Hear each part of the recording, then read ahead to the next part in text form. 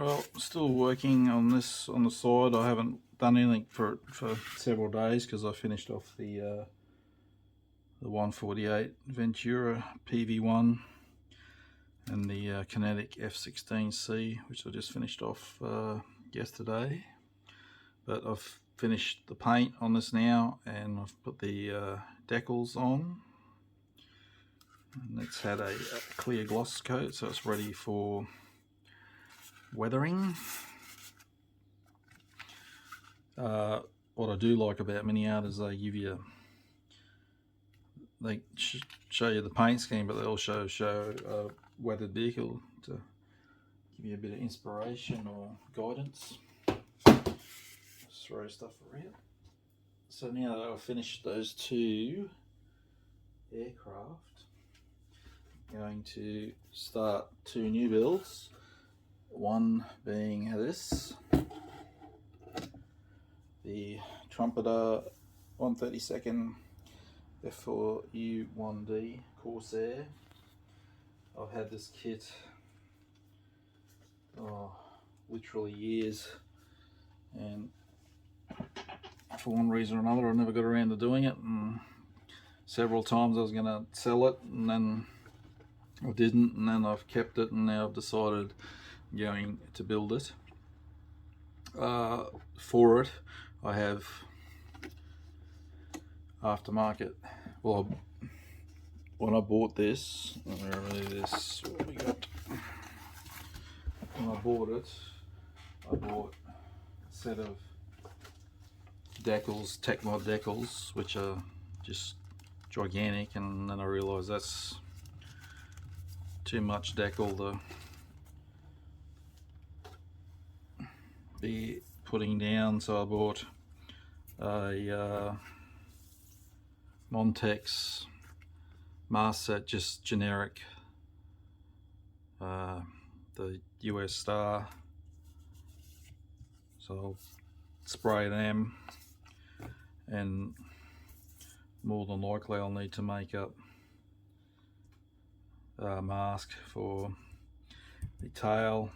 I haven't decided which scheme yet. It'll be one of the ones with the yellow cowl, because just add a bit of colour to the blue. It'll be just liven it up a bit. So I've got a resin engine. I think that's Quick Boost. The resin wheels, which are DEF model, and I got this the other day to add to it. So this is Red Fox.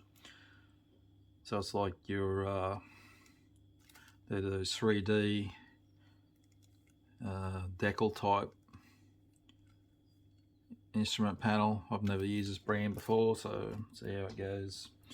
And I got a resin seat for it, and now that I got that seat I won't need them. I had these harnesses, which now I can keep for something else. It's a generic harness, so I'll be starting that shortly.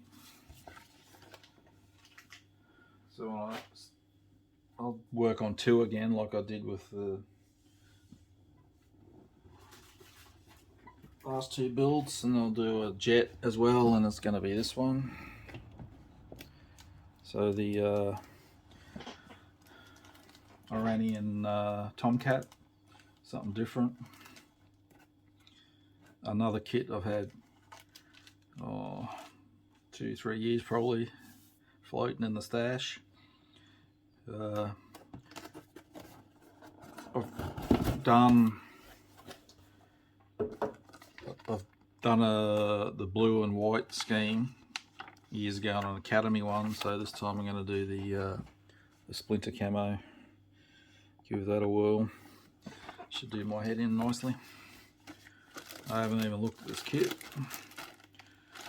so, but I think I've heard that the Hobby Boss one's alright, so obviously it won't be the Tamiya one, but it should be good enough still. And for that, I got some Aries resin nozzles. I got Pavla ejection seats, resin wheels. Resin wheels is always a good upgrade. I got this, but as to whether or not I use it, I'll see, because I'm not a big fan of photo etch, and there's an awful lot of fiddly photo etch there. I'll give the instrument panels a go, see how I go with it, see how far my patience runs with it. So I'll be doing that as well.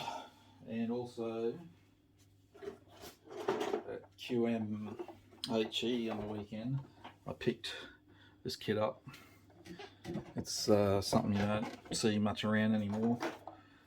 I guess it's not in production at the moment until they bring it back out again. So I saw that, I'll get that straight up, and I've already started sub-assemblies with it. Just putting halves together, because it's so big. It's 1:6 scale, so it's very toy like. But clean it up, and so you can see how that's just one of his legs, old Roger's leg. So that's going to be huge. It's got huge ejection pin marks, which is, I just puttied them in, so there'll be a lot of cleanup involved. There was 3 big ejection pin marks on the foot pedals, so there's a lot of cleanup work on it, but I'm just going to plod along here and there with it. Should be a nice looking build, impressive size. So yeah, so that's what's happening at the moment.